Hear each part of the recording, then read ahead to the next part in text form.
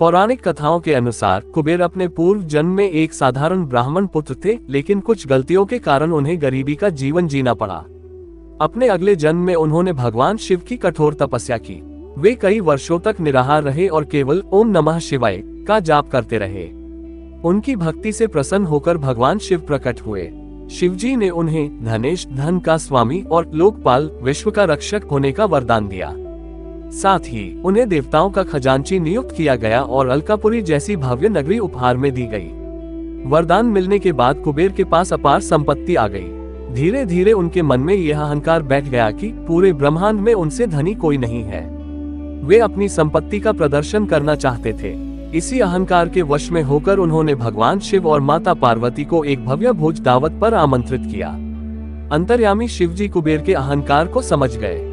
उन्होंने मुस्कुराते हुए कहा, कुबेर, मैं तो नहीं आ पाऊंगा, लेकिन मेरी जगह मेरा पुत्र गणेश तुम्हारे भोज में जरूर आएगा।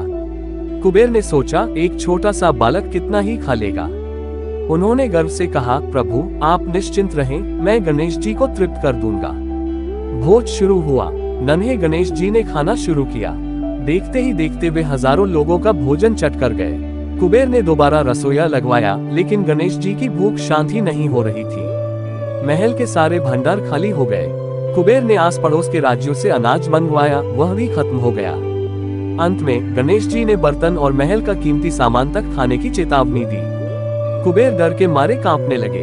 उन्हें समझ आ गया कि वे ब्रह्मांड के सबसे शक्तिशाली बालक की भूख तक शांत नहीं कर सकते, तो धन पर गर्व कैसा। कुबेर भागते हुए भगवान शिव के चरणों में गिर पड़े। शिवजी ने उन्हें एक मुट्ठी भुना हुआ अनाज दिया और कहा, इसे श्रद्धा के साथ गणेश को खिलाओ। जैसे ही गणेश जी ने वह अनाज खाया, उनकी भूख शांत हो गई। कुबेर, धन केवल वह नहीं जो तिजोरियों में बंद है। असली धन विनम्रता और सेवा है। यदि मन में अहंकार है तो कुबेर का खजाना भी कम पड़ जाएगा। आपको ये कहानी अच्छी लगी हो तो लाइक, शेयर और सब्सक्राइब करना ना भूलना।